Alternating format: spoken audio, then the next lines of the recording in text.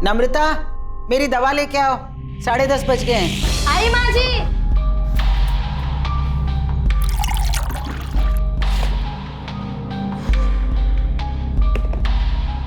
आज दवा देने में फिर देर कर दी।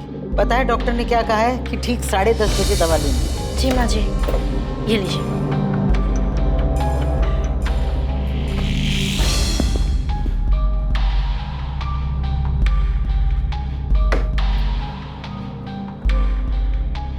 इतनी रात को कहाँ जा रही है रचना? घूमने जा रही हूँ माँ जी। बाय दीदी। समीर, समीर जल्दी चलो, देर हो रही है। समीर भैया, आप इतनी रात को कहाँ जा रहे हो घूमने? आप ही की बहन को सैर कराने ले जा रहा हूँ बाबू। हाँ हाँ ठीक है, और मैं फिर से बोल रही हूँ, समीर के सामने कुछ भी मत बोलना।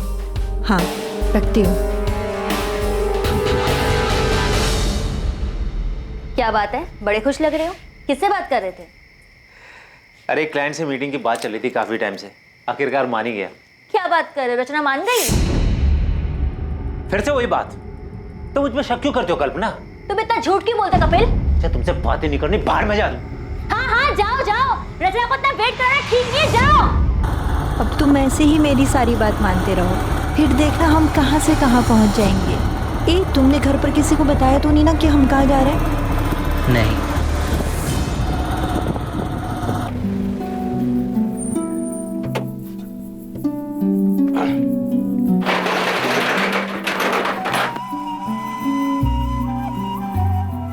समीर,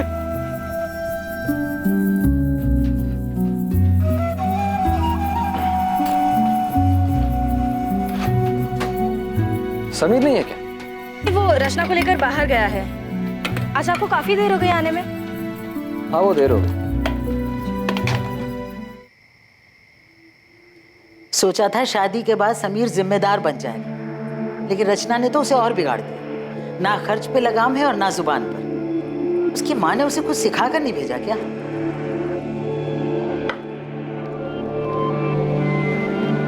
माँ बस भी करो। और वैसे भी समीर तो पहले से ही ऐसा है, उसने कब जिम्मेदारी उठाई? हाँ लेकिन रचना को उसे समझाना चाहिए ना। अब तक दोनों घर नहीं लौटे। मैंने बेटा, उसका वो दोस्त है ना मनु, उसे फोन कर, उससे पूछ, कुछ पता तो लगे दोनों कहाँ गए हैं। अब इतनी रात को क्या फोन करूं माँ? और ये कोई नई बात तो है नहीं, आ जाएंगे वो। दोनों के फोन बंद आ रहे हैं, तू पता कर, वरना मुझे नींद नहीं आएगी।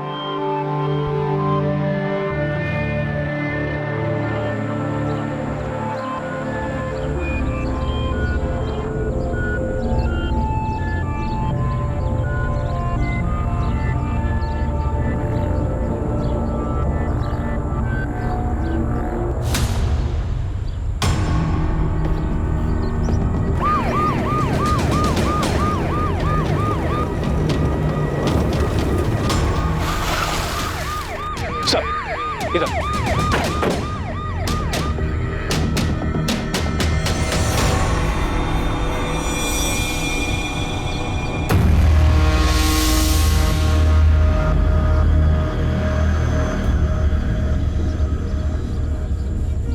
सर, जेब में ना वॉलेट है, ना कोई आईडी प्रूफ, फोन भी नहीं। मारने वाला वॉलेट ले गया, लेकिन नोटों की गड्डी यहीं छोड़ दी। मर्डर पैसों के लिए नहीं हुआ। आप लोगों में से सबसे पहले लाश किसने देखी थी? जी सर, लाश को सबसे पहले मैंने देखा। किसी को आते जाते देखा है? नहीं सर, बस ये देखा और मैंने आपको फोन।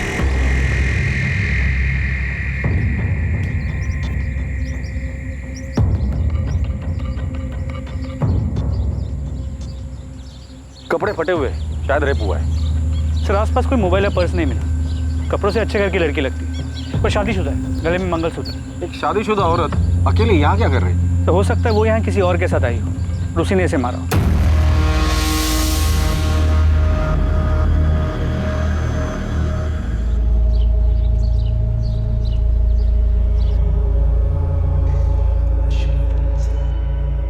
नम्रता दीदी, दीदी क्या हुआ, कहाँ खोई हुई हो?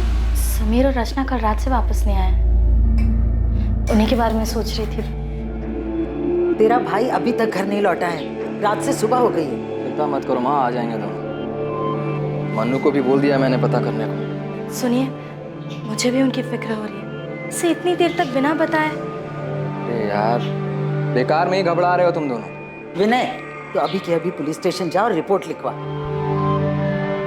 पर मैं कह रहा हूं, बेकार में चिंता कर रहे हो तुम दोनों। कुछ नहीं हुआ होगा समीर और रचना को। लड़की को गला दबाकर मारा गया है। किसी मजबूत हाथों ने जोर से गला दबाया होगा, जिस वजह से विंड पाइप चोक हो गई। मौत का वक्त कल रात करीब 11 से 1 बजे के बीच। पहले लड़की को बेहोश किया गया है, फिर गला दबाया गया है। पहले इसे बेहोश किया फिर मारा है? जी हाँ, लड़के के ब्लड में नशीली दवा के ट्रेसेस मिले। विक्टिम के कपड़े फटे हुए थे। रेप? उसके लिए मुझे डिटेल में पोस्टमार्टम करना होगा। लड़की के प्राइवेट पार्ट्स में इंजरीज हैं जो फोर्स सेक्स के कारण होती है। अभी दावे से कुछ नहीं बोल सकता। सर, लड़की की फोटो को आसपास के सभी थानों में भिजवाया है और कहीं भी कोई मिसिंग कंप्लेंट होगी तो जल्दी पता चल जाएगा।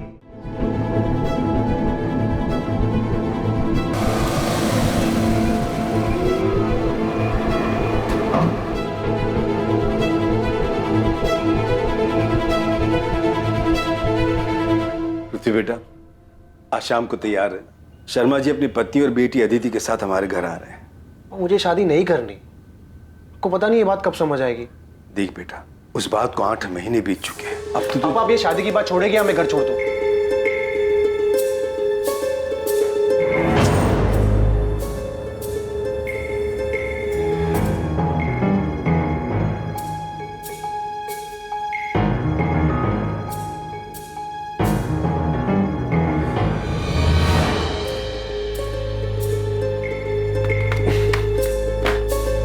विनय भैया पुलिस स्टेशन गए हैं शिकायत लिखवाने।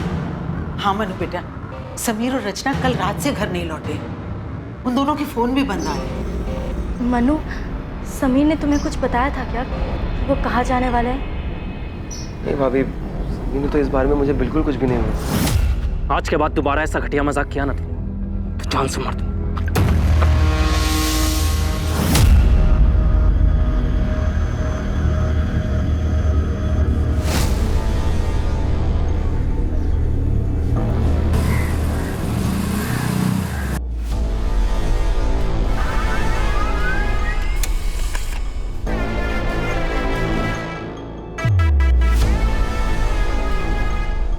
उज्जैन पुलिस को इसकी लाश भी 18 सितंबर को मिली।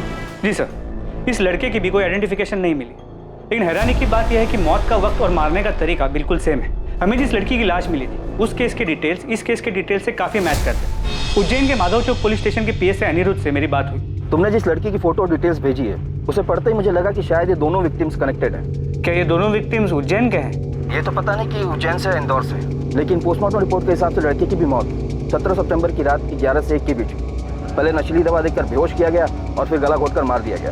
प्रशांत, इस लड़के की फोटो इंदौर के सभी पुलिस स्टेशन में सर्कुलेट कर दो और खबरियों को काम पर लगा दो।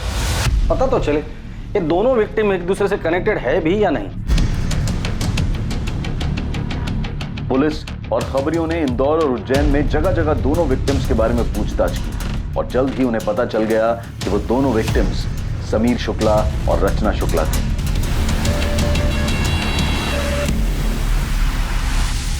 हाँ सर, समीर मेरा छोटा भाई और रचना उसकी पत्नी। सर, कुछ खबर मिली उनकी? वो लोग 2 दिन से घर नहीं आए हैं। ढूंढेंगे कैसे? आप लोगों ने उनकी मिसिंग कंप्लेंट भी नहीं लिखवाई। ये क्या कह रहे हैं आप? विनय ने खुद जाकर थाने में रिपोर्ट लिखवाई थी। वहाँ मुझे लगा कि थोड़ा रुक जाता हूँ, शायद वो दोनों अपने आप ही वापस आ जाएं। तूने मुझसे झूठ क्यों बोला? सर, समीर और रचना अब कहाँ हैं? हमें उन दोनों की डेड बॉडीज मिली। क्या? क्या? समीर, समीर,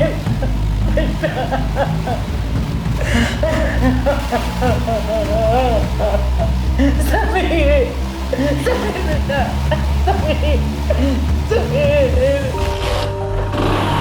अरे समीर, आज तो फिर मेरी बाइक लेके भागने की फिराक में। भैया प्लीज ले जाने दो ना, आज कॉलेज में रोज डे। समीर, मुझे काम पर जाना है, मैं कैसे जाऊंगा? बस में जाना पड़ेगा मुझे।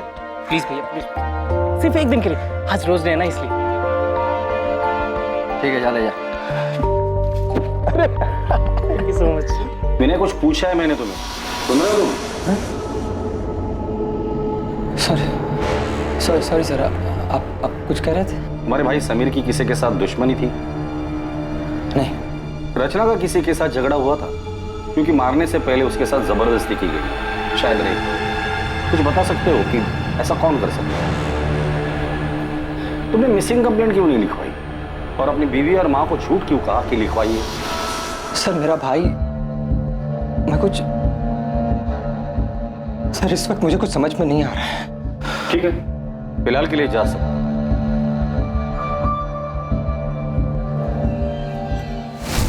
ये विनय वाकई में इतना प्यार करता था या एक्टिंग कर रहे हैं? ये समीर और रचना, इनका कत्ल एक ही तरीके से हुआ है, लेकिन इनकी डेड बॉडीज हमें अलग अलग शहरों में मिली।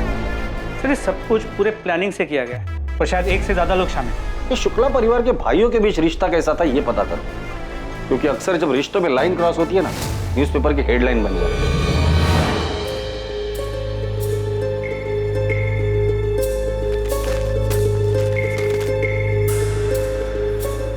क्या हो पापा, ऐसे हड़बड़ा क्यों रहे हो? कुछ नहीं बेटा, कुछ नहीं। पापा सोशल मीडिया का जमाना है, बाहर आजकल सिर्फ अखबार तक नहीं रहे। तूने रचना के बारे में पढ़ा? हाँ, बुरा हो।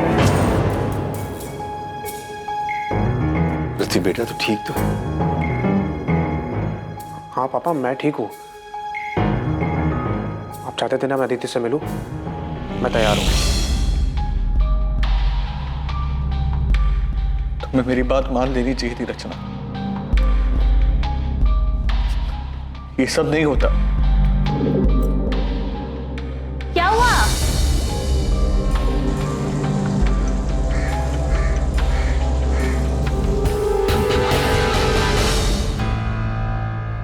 रचना, मेरी मेहंदी का रंग कितना अच्छा आया है ना, देख। तू रो रही है? तू सच्ची रो रही है? चुप कर, मैं कहाँ रो रही हूँ? नहीं, तेरी तो सिर्फ आंखें लीक कर रही है ना? सच बता, मुझे मिस करेगी इसलिए रो रही है ना? मैं तुझसे कह रही हूँ, जब तेरी शादी होगी ना तब तू। दीदी, क्या शादी?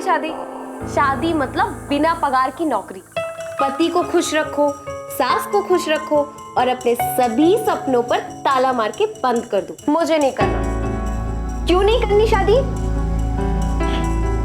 मैंने नम्रता के देवर समीर से तेरे रिश्ते की बात चलाई है। बहुत अच्छा लड़का है और तुझे पसंद भी करता है। माँ पसंद नहीं, पूरा लट्टू है रचना पर। देख रचना, मैं तुझे अभी समझा रही हूँ, तो सुधर जा। आसमान में नहीं जमीन पर रहना है हमें।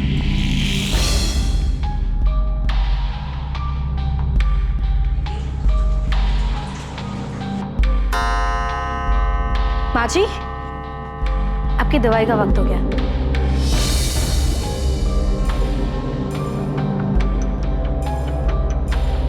मुझे समझ नहीं आ रहा विनय ने मुझसे झूठ क्यों बोला, उसने रिपोर्ट क्यों नहीं लिखवाई।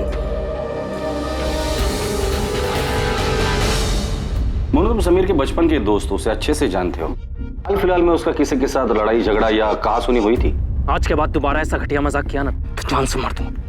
नहीं सर, इस बारे में तो मैं कुछ नहीं जानता, लेकिन आपको एक बात बताना चाहता हूँ, समीर और विनय भैया के रिश्ते के बारे में। साहब, विनय भैया और समीर के बीच में पहले तो सब कुछ ठीक था, लेकिन 8 महीने पहले जब से समीर और रचना की शादी हुई तब से सब कुछ बदल गया।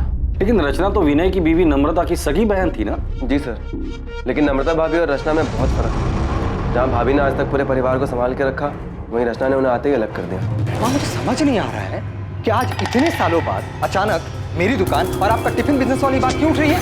क्योंकि समीर को अपने हक का एहसास हो गया है जीजा जी। हक का एहसास तो तुमने करवा दिया रचना, तो अब लगे हाथ इसे जिम्मेदारी का एहसास भी करा दो। एहसास तो आपको होना चाहिए ना जीजा जी। समीर कोई छोटा बच्चा नहीं है जो आप उस पर अपना हुक्म चलाते रहे और वो चुपचाप सुनता रहे। रचना, ये कोई तरीका है अपने जीजा जी से बात करने का? तरीका तो इनका गलत है दीदी। छोटे भाई का हक छीन रहे हैं ये। मैं हक छीन रहा हूँ अपने छोटे भाई का? सही तो कह रही है भाई, क्या गलत कहा रचना ने? लेकिन समीर भैया, इन दोनों से कुछ बोलने का कोई फायदा नहीं। इसके बाद से उनके घर में काफी तनाव रहने लगा। आपने खाना नहीं खाया तो दूध तो पी लीजिए। उन्होंने कुछ कहा क्या तुमसे? विनय ने मुझसे झूठ क्यों बोला, उसने रिपोर्ट क्यों नहीं लिखवाई? नहीं, मगर आपने पुलिस में शिकायत क्यों नहीं की? तुम मुझ पे शक कर रही हो? विनय देखिए, मैं आपका दर्द समझती हूँ। मैं भी रचना से उतना ही प्यार करती थी जितना आप समीर से। सर ये समीर की कॉल रिकॉर्ड बिल्कुल क्लीन है, लेकिन सर रचना की कॉल रिकॉर्ड्स में ये एक नंबर है जिससे बार बार कॉल्स आते हैं। सर ये नंबर किसी कपिल चौकसी के नाम पे रजिस्टर्ड है। सर फिलहाल ये नंबर स्विच ऑफ है, लेकिन हमें कपिल चौकसी का एड्रेस मिल गया। और ये नंबर जिस पर रचना की आखिरी बार बात हुई थी, ये किसका है? और मैं फिर से बोल रही हूँ, समीर के सामने कुछ भी मत बोलना। सर ये नंबर किसी हरीश अय्यर के नाम पे रजिस्टर्ड है। फिलहाल ये नंबर स्विच ऑफ है और इसका एड्रेस फेक है। इस कपिल चौकसी को उठाकर लेकर आ और हरीश अय्यर के बारे में पता कर।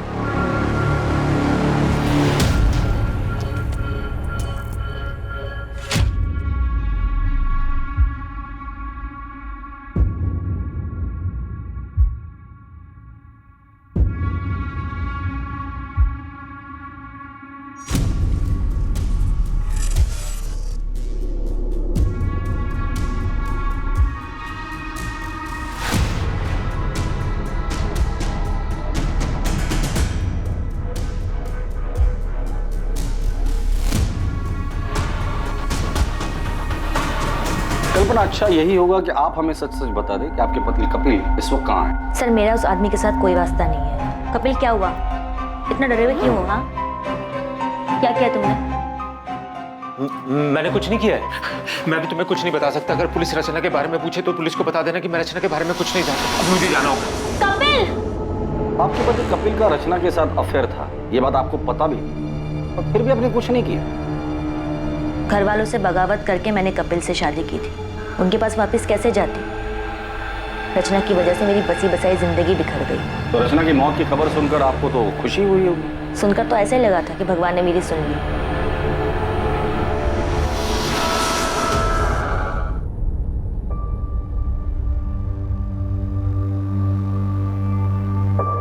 मैं तुमसे प्यार करने लगा हूँ। शादी करोगे मुझसे?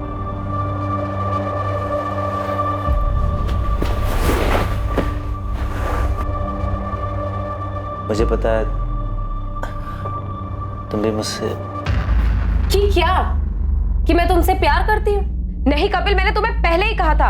ऑनलाइन चैटिंग के वक्त बिल्कुल साफ क्लियर किया था कि मुझे ये शादी, प्यार, इन सब में कोई इंटरेस्ट नहीं है। तो फिर तुम ये बकवास क्यों कर रहे हो?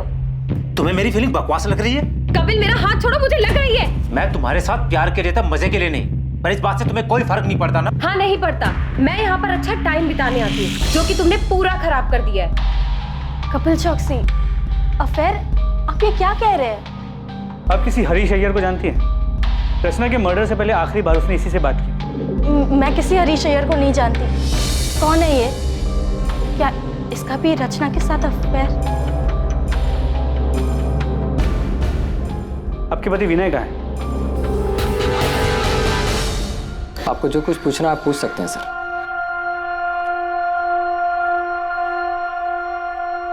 नम्रता, उस रात विनय काफी देर से घर लौटा था ना?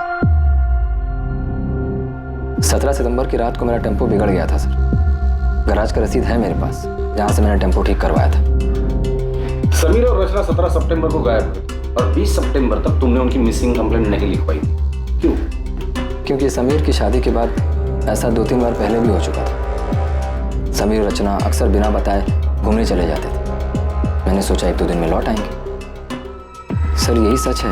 और दुकान के किराए के पीछे हुए झगड़े का सच, वो क्या था? सर रचना के उकसाने पर हमारे बीच झगड़ा हुआ था, लेकिन समीर हमेशा से जिद्दी रहा है कि मनमानी करना उसके लिए कोई नई बात नहीं थी। तुझे क्या लगा तू बताएगा नहीं तो हमें पता नहीं चलेगा? बोल, समीर के मर्डर से एक दिन पहले तुम दोनों का किस बात को लेकर झगड़ा हुआ था? आज के बाद दोबारा ऐसा घटिया मजाक किया ना, जान से मार दूं। तुझे भरोसा नहीं है ना मेरी बात पे? ये देख अपनी आंख से। ऐसा क्या था उस वीडियो में कि समीर के होश उड़ गए? रचना का सच जो इत्तेफाक से मेरे सामने आ गया। सर वो कुछ 3-4 हफ्ते पहले मेरा दोस्त पंकज इंदौर से आया हुआ था।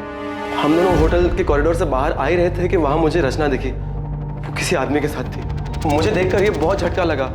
मेरे कुछ समझ में नहीं आया तो मैंने तुरंत अपना फोन निकाला और उनके कमरे में अंदर जाने की वीडियो बना ली ताकि समीर को दिखा सकूं।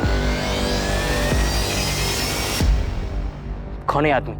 सिर्फ ये एक आदमी नहीं है, मैंने उस होटल के वेटर से बात भी की है। हाँ साहब, ये मैडम अक्सर यहाँ आती हैं और इनसे मिलने कई साहब आते हैं।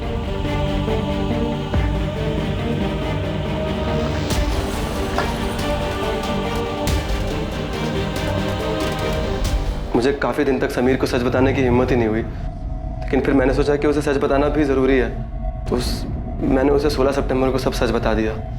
अगले दिन पता चला कि रचना और समीर दोनों गायब हैं और फिर उनकी लाश मिली। ये आदमी कौन है? मैं नहीं जानता, लेकिन उस दिन अंतिम संस्कार वाले दिन ये घर पे आया हुआ था। मैं नहीं जानता ये कौन है। अंतिम विधि में ये आदमी आपके घर आया था? आया होगा, मुझे नहीं मालूम। तुम्हारी बीवी नम्रता इस सब के बारे में जानती है? नम्रता, रचना ने जो किया उसमें तुम्हारा कोई दोष नहीं है। विनय, आप पुलिस की बात मत सुनो, वो लोग झूठ बोल रहे हैं। रचना ऐसी नहीं थी।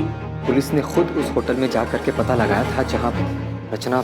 ये रचना भी ना जाते जाते हम सबका मुंह काला कर दी। तेरी माँ ने यही सिखाया था क्या उसे? नम्रता, माँ तो कुछ भी बोले जा रही हो। सर, पूरे परिवार में इस आदमी को कोई नहीं जानता। ये आदमी अंतिम संस्कार के लिए आया था और इसे कोई नहीं जानता। अजीब बात है। रचना के कॉल रिकॉर्ड्स में कपिल चौकसी और हरीश अय्यर के अलावा और कोई सस्पिशियस नंबर नहीं मिला है, लेकिन रचना से मिलने उस होटल में कई लोग आते थे, तो हो सकता है कि उसके पास कोई दूसरा नंबर। रचना के इस दूसरे रूप के बारे में सच में कोई नहीं जानता। ऐसे कैसे?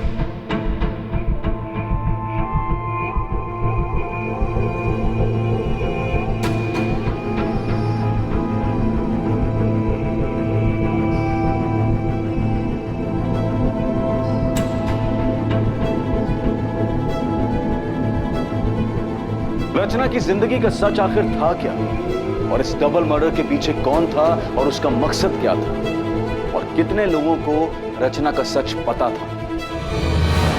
वैसे मुझे पता नहीं था कि तुम हंसते भी हो। मतलब जब पहले मिले थे तो तुम हमेशा देवदास बने फिरते थे। वो एक दौर था जो बीत चुका है। किसी से सच्चा वाला प्यार हो गया था क्या? एक लड़की थी जिससे मैं बहुत प्यार करता था। I'm sorry अगर तुम्हें बुरा लगा तो। अरे नहीं, मैं अब ठीक हूँ। वैसे तुम जिस लड़की की बात कर रही हो वो मेरे लिए 8 महीने पहले ही मर चुकी। जी सर, मैं उसी के घर जा रहा हूँ, पहुँच के अपडेट करता हूँ।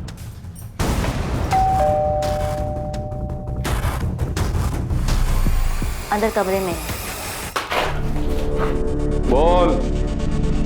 सर, मैंने रचना को नहीं मारा। तो फरार क्यों हो गया था तू? मुझे लगा कि सारा शक मेरे ऊपर जाएगा। मैं उससे प्यार करता था सर, मैं उसको क्यों मारूंगा? अच्छा आशिक है रे तू। जब तुझे पता चला कि तेरे माशूका के और भी आशिक है तो तूने उसे और उसके पति दोनों को मार डाला। सर, मुझे इसके बारे में कुछ नहीं पता है सर। मैं तो उससे शादी करना चाहता था, वो भी राजी थी सर। शादी करोगे मुझसे? नहीं कपिल, मुझे ये शादी प्यार इन सब में कोई इंटरेस्ट नहीं है। ये कौन है? इसे जानते हैं? इसका नाम क्या है? हरीश अय्यर। कितनी देर कपिल? 10 मिनट से तुम्हारा वेट कर रही हूँ, जल्दी आओ। रचना, तुम यहाँ धूप में क्यों खड़ी हो? तुम्हें गर्मी लग रही होगी। मंगल, तुम यहाँ? तुम एक हफ्ते से मेरा फोन क्यों नहीं उठा रही? वो मैं कॉल करने ही वाली थी तुम्हें। मुझे लगा ही, इसीलिए मैं नया फोन लेने निकला था। वो पुराना फोन मैंने तोड़ दिया ना, वो यहाँ मार के। क्यों? वो तुम फोन नहीं उठा रही तो गुस्सा आ गया, गुस्से में मैंने यहाँ मार के तोड़ दिया फोन। बस 2 मिनट रुक जाओ प्लीज। हाँ रचना, रचना बाहर निकलो, जल्दी भागो यहाँ से कपिल, इसका दिमाग खराब है। रचना बाहर निकलो। सर फिर आया ये, प्लीज यहाँ से चलो। रचना, रचना। कौन था ये? अरे मंगल वर्मा नाम है इसका। एक बार इसने मुझे किसी शादी में देख लिया था, मैंने बस इस पे थोड़ी सी तरस खा के बात क्या कर ली, ये तो पीछे ही पड़ गया।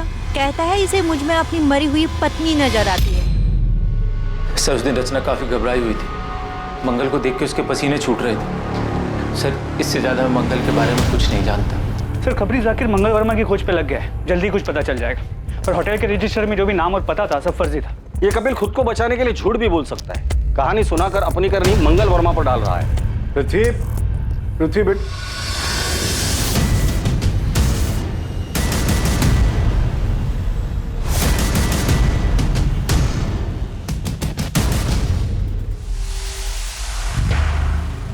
मुझे लगा तू रचना को भूल चुका।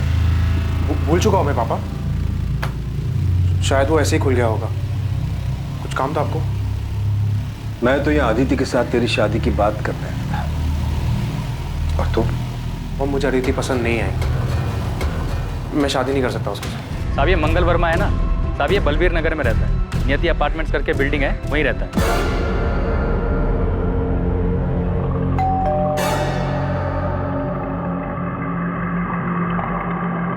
सर मंगल वर्मा को उसकी वाइफ ज्योति के मरने का गहरा सदमा लगा था। दिमागी हालत पे काफी अनस्टेबल हो गया था। इनफैक्ट काफी टाइम तक वो अस्पताल में था जहाँ पे उसका ट्रीटमेंट चल रहा था। अभी 1 साल पहले हॉस्पिटल से डिस्चार्ज हुआ है। उसके डॉक्टर ने बताया कि कभी कभी वो आपे से बाहर हो जाते हैं, काफी वायलेंट हो जाते हैं, लेकिन किसी भी पुलिस स्टेशन में उसकी कोई वायलेंट या क्रिमिनल हिस्ट्री नहीं मिली। तुम रचना से कैसे मिले? उसे पहली बार मैंने एक शादी में देखा था। उसे देखकर ऐसा लगा कि उसके रूप में मेरी ज्योति वापस आ गई। इसीलिए मैं उससे बात करने लगा, फिर उसे मिलने लगा। बिल्कुल ज्योति की तरह रखता था मैं उसे। वाह, थैंक यू सर। खुश हो ना? बहुत ज्यादा। अच्छा मंगल, अब मुझे निकलना होगा, बहुत देर हो रही है। हाँ? अभी मत जाओ ना प्लीज। एक काम करते हैं, हम ना शादी कर लेते हैं, फिर तुम्हें कहीं जाने की जरूरत ही नहीं पड़ेगी। हाँ हाँ बिल्कुल, लेकिन इस बारे में हम बाद में बात करें। कब?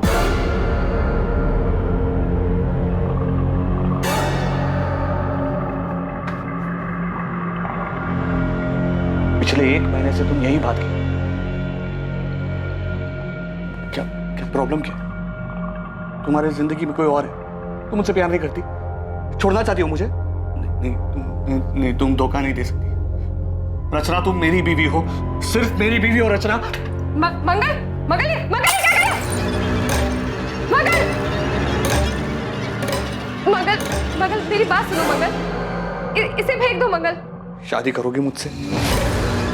वरना? मंगल, मेरे जीजा जी और मेरी बहन अभी घर से बाहर गए। वो जैसे ही आएंगे ना मैं उनसे बात करूंगी। अब अभी ये कांच मुझे दे दो, हाँ प्लीज।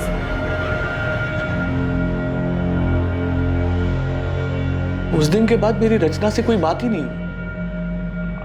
बहुत फोन किए मैंने उसे, लेकिन इसने उठाया ही नहीं।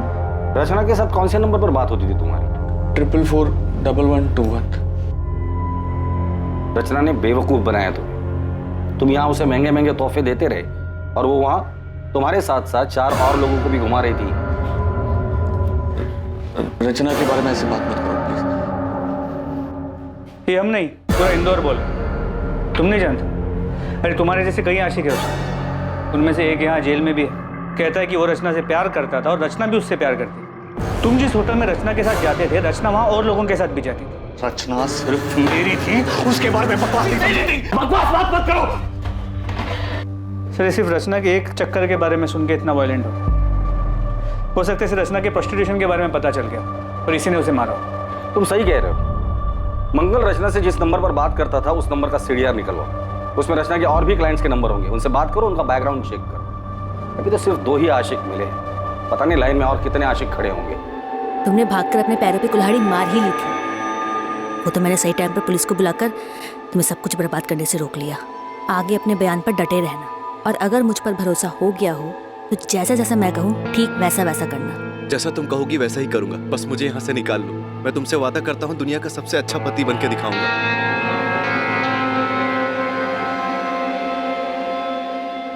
तीर निशाने पे लगा, वो बहुत डरा हुआ है। कह रहा जैसा मैं कहूँगी वैसा ही करे। हाँ ओके, शायद रचना की मौत मेरी जिंदगी बना दे। साहब कोई बाइक पसंद आई? ऐसी फटीचर बाइक लेने से मैं कोई साइकिल ले लूंगा। कोई अच्छी है तो बता। अरे साहब एकदम नई और ताजा माल आया है साहब, आप इसको देखो एक बार। ये अच्छी है। पेपर्स कब तक बनाएगा? पेपर सब बन जाएंगे, बस आप पसंद करो, मैं नंबर बदल देता हूँ। चल मेरे साथ, तुझे जेल में नया कैदी नंबर दे। बोल साहब माफ कर दो साहब, कसम खाते हैं, हमें उसका नाम नहीं मालूम साहब। हम चोरी गाड़ी जरूर खरीदते हैं लेकिन उनका नाम पता नहीं पूछते हैं साहब। कल तो याद होगी ना तुझे? स्केच आर्टिस्ट को बुला कर इससे स्केच बनवा लेना, और इसे अगर शक्ल याद नहीं होगी ना तो इसकी शक्ल बिगाड़ देना।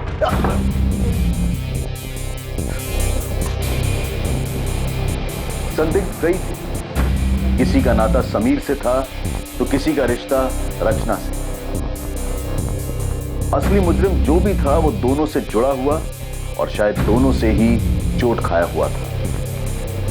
पर कुछ लोग ऐसे भी थे जो अब भी पर्दे में थे और इसीलिए वो पुलिस के शक के दायरे से भी बाहर थे। उनके इरादे, उनकी मंशा अब भी गुप्त थी, लेकिन जल्द ही सारे नकाब उतरने वाले थे और सच सामने आने वाला था।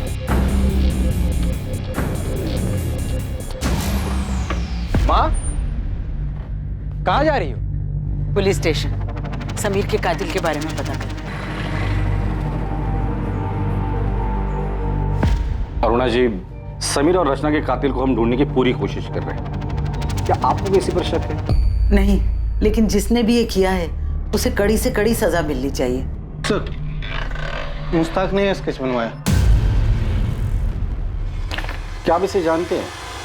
इसने समीर की बाइक बेची। सर, इसे तो मैंने समीर भैया के साथ देखा था। संध्या। जी भैया। हम लोग आगे ही जा रहे हैं तेरे घर की तरफ से, तुझे छोड़ देंगे। जी। ये पृथ्वी भैया उज्जैन से। नमस्ते। पृथ्वी उज्जैन से? नम्रता और रचना भी उज्जैन से ही हैं। और कुछ याद है इस आदमी के बारे में? थैंक यू भैया। हाँ सर, कार का नंबर नोट कर लीजिए, MP XY0001। Sir, number plate के नीचे पृथ्वी की जान जैसा कुछ लिखा था। ये लीजिए वकील साहब, मैंने आपसे कहा था ना कि जो मैं चाहती हूँ वो मैं कपिल से साइन करवा लूंगी। उसने बिना पढ़े बिना देखे इन पेपर्स पे साइन कर दिया। इसमें डिवोर्स पेपर्स के साथ साथ प्रॉपर्टी के पेपर्स भी हैं, जो अब उसने मेरे नाम पे ट्रांसफर कर दिया। बोल। रचना और मैं एक दूसरे से प्यार करते थे। हम 2 साल से एक साथ थे। फिर से लेट हो गए। फिल्म की शुरुआत में सो जाएगी यार। अरे वैसे भी मैं कौन सा फिल्म की स्टोरी में इंटरेस्टेड हूँ। चलें, पॉपकॉर्न भी लेना है। जा रही हो तुम? हाँ, और रुकी तो तुम्हारे पापा घर आ जाएंगे और फिर पूरे उज्जैन में बात फैल जाएगी। एक काम करें, शादी कर लेते हैं। मुझे नहीं करनी कोई शादी वादी। एक काम करो, तुम कर लो शादी।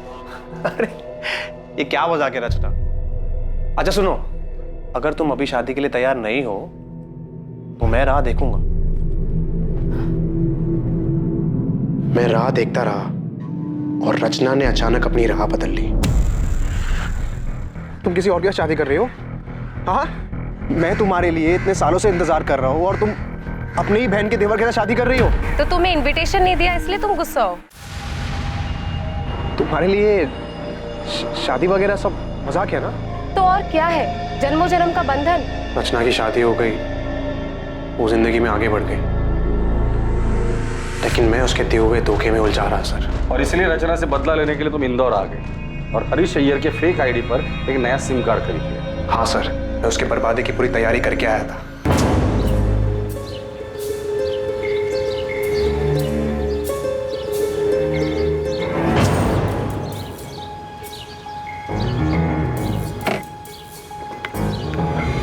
अरे पृथ्वी, तुम यहाँ? और वाह, क्या रूप है। बाय द वे, ये समीर है, मेरे पति। हाय पृथ्वी। समीर, ये पृथ्वी है, मेरा कॉलेज फ्रेंड। मैंने समीर से दोस्ती कर ली। मैंने बताया कि इंदौर में पापा की ज़मीन है, जिसे मैं बेचने आया हूँ। मैंने ज़मीन का भाव इतना कम बताया कि रचना और समीर दोनों लालच में आ गए। फिर ज़मीन दिखाने और टोकन देने के बहाने मैंने उनको बुलाया। हाँ, हम लोग निकल रहे हैं। हाँ, और समीर ने पैसे भी ले लिए, लेकिन ध्यान रखना समीर को हमारे बारे में पता नहीं चलना चाहिए। अरे नहीं, तुम चिंता मत करो, मैं कोई भी पुरानी बात नहीं करूँगा। मुझे सिर्फ बिजनेस करना है। हम डिनर करके प्लॉट देखने जाएंगे और फिर डील वहीं पे फाइनल कर देंगे। हाँ हाँ ठीक है। और मैं फिर से बोल रही हूँ, समीर के सामने कुछ भी मत बोलना।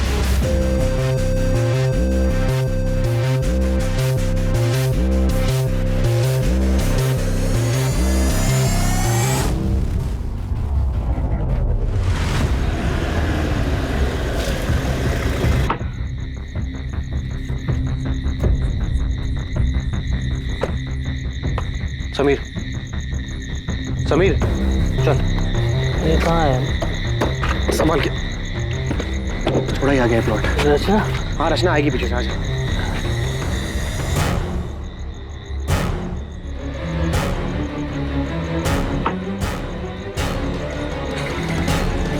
समीर, समीर कहाँ है?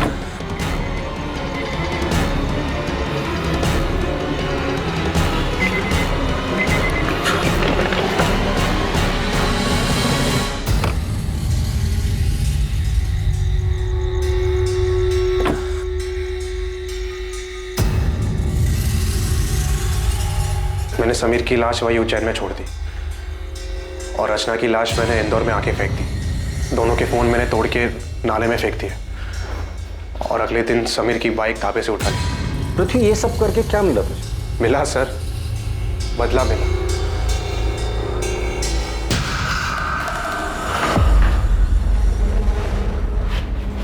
एक मिनट, तुम्हें कैसे पता चला कि समीर और रचना के पास इतना सारा पैसा है कि वो तुम्हारी जमीन खरीद सकते हैं? सच सच बता, ये सारी प्लानिंग तूने अकेले नहीं की थी? सर मुझे बताया गया था कि उनको दुकान का किराया मिलता है, वो कहाँ जाते हैं, कहाँ घूमते हैं, इन सब की डिटेल बताई गई थी। सच सच बता दे, कौन है इस केस का मास्टरमाइंड? सर, ये पृथ्वी सच कह रहा है या अपना किया किसी और के सर पे डाल रहा है? अगर ये पृथ्वी झूठ बोल रहा है तो हमारे पास कोई सबूत नहीं, लेकिन अगर ये पृथ्वी सच भी बोल रहा है तो हमें उसका कन्फेशन चाहिए होगा। लेकिन मुझे लग रहा है कि ये पृथ्वी हमारे साथ खेल खेल रहा है। सच जानने के लिए हम भी खेल खेलते। उठा दे उसको। पृथ्वी ने सब कबूल कर लिया, तेरी बारी है। अरे मैंने कुछ नहीं किया सर। सर मेरे पति ऐसा नहीं कर सकते। पृथ्वी ने खुद विनय का नाम लिया है। झूठ बोल रहा है पृथ्वी, मेरे पति ऐसा कर ही नहीं सकते। आपके सामने ही आपके पति से हम सच उगलवाते हैं। चलिए बोल, चल बोल। विनय, विनय आप ठीक है ना? उन्होंने आपको कुछ किया तो नहीं? अब तक तो कुछ नहीं किया है, लेकिन आगे का वादा नहीं करता। बेहतर यही होगा कि तू सच बता दे। मैंने कुछ नहीं। तू ऐसे नहीं बोलेगा। लगता है सच उगलवाने की स्पेशल ट्रीटमेंट तुझे देनी ही पड़ेगी। सर मेरा मैंने मरवाया रचना और समीर, इन्हें कुछ नहीं पता, इन्होंने कुछ नहीं किया। ये तो क्या कह रही है नम्रता? सच बोल रही है वो। सारा सच हम पहले से ही जानते थे, बस वही सारा सच हम तुम्हारे मुंह से सुनना चाहते थे। इसीलिए तुम्हारे पति विनय को पकड़ने का नाटक हम लोगों ने किया था। सारी कहानी बताओ, सारा प्लान बताओ। सारा प्लान मेरा था।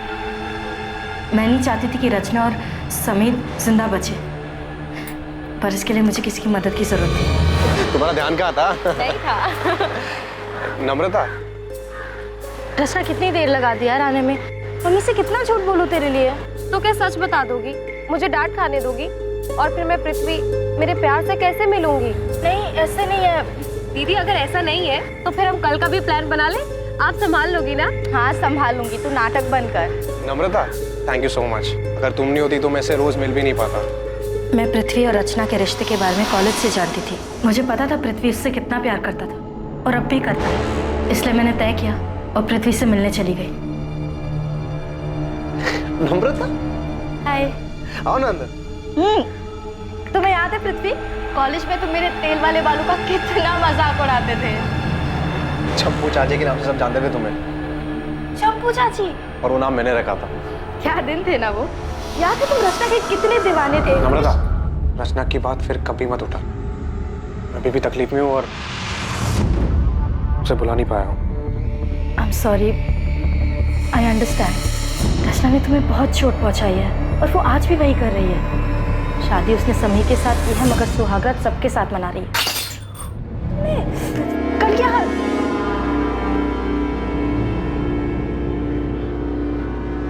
रचना का नाम मेरे सामने कभी मत लेना।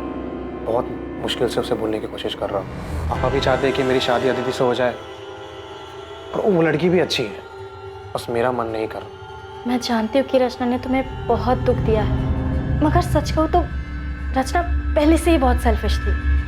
उसने कभी किसी के बारे में नहीं सोचा, और उसने तुम्हारे साथ जो किया है उसके बाद तो शायद तुम हमेशा तकलीफ में रहोगे, कभी मूव ऑन नहीं कर पाओगे। लेकिन तुम ये सब मुझे क्यों कह रही हो? क्योंकि मैं खुद तकलीफ में हूँ। मैं बस चाहती हूँ कि रचना समझे वो इस तरह लोगों के साथ खिलवाड़ नहीं कर सकती। पृथ्वी, तुम रचना को मार डालो। क्या? देखो, उसने तुम्हारे साथ जो किया है और वो बाकी कई लोगों के साथ कर रही है, वो सही नहीं है, उसे रोकना होगा। मैं मानता हूँ कि मुझे रचना पे बहुत गुस्सा है और उसको मारने से ही मुझे सुकून मिलेगा, लेकिन सिर्फ सुकून के लिए मार दूं? पूरा रिस्क मेरा, और फायदा सिर्फ तुम्हारा हो रहा है, मेरा कुछ फायदा नहीं हो रहा है यहाँ पे। तुम्हें मुझसे जो फायदा उठाना उठा, बस रचना और समीर को मार डालो। तुमने रचना को मारने का प्लान सिर्फ इसलिए किया था क्योंकि तुम्हें लगा था कि रचना की हरकतों की वजह से तुम्हारा घर टूट सकता है। मुझे उसके अफेयर के बारे में पहले से ही मालूम था, मगर जब मुझे पता चला कि वो किस हद तक गिर चुकी है तो मैं हिल ही गई। वो किसी के साथ भी सो रही थी और उसके बदले में उसके क्लाइंट्स उसे। रचना प्रोस्टिट्यूशन में है, ये बात तुम्हें पहले से ही पता थी? मेरी टिफिन सर्विस की हेल्पर संध्या, उसका पति उसी होटल में काम करता था जहाँ रचना जाके। मैंने रचना को कई बार समझाने की कोशिश की। हाँ, धंधा करती हूँ। धंधा तो सभी करते हैं ना दीदी, आप भी तो टिफिन का धंधा करती हैं, पेट की भूख मिटाती हैं, और मैं शरीर की, और इसमें साथ साथ कमाई होती है दीदी, वो अलग। हे भगवान, रचना तो कितनी बेशर्म हो गई है। अगर समीर को पता चला तो, बाकी घर वालों को पता चला तो क्या दीदी, तब की तब देख लेंगे ना, और वैसे भी समीर से कहीं बेहतर मिल जाएंगे मुझे। रचना, तेरे साथ साथ मेरा भी नाम जुड़ा हुआ है, तेरी हरकतों की वजह से मेरा घर टूट जाएगा। अरे हमारे परिवार की बदनामी होगी सो अलग। रचना, माँ को मरे 1 साल भी नहीं हुआ है, सोचो कि आत्मा को कितनी ठेस पहुंचेगी। अरे दीदी, आप किन बातों को लेकर बैठ गई हो?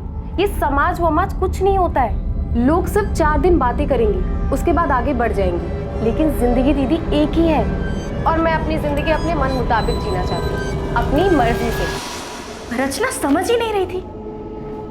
वो घर, परिवार, समाज किसी के बारे में नहीं सोचना चाहती थी, बस अपने मन की करना चाहती थी, जैसे वो बचपन से करती आ रही थी। मगर अब बस बहुत हो चुका था, मैं उसे अपना घर उजाड़ने नहीं दे सकती थी।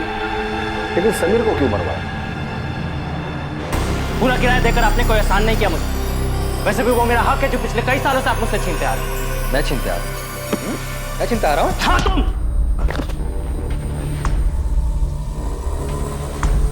समीर भी रचना जैसा ही था, उन दोनों को घर की इज्जत की कुछ पड़ी नहीं थी।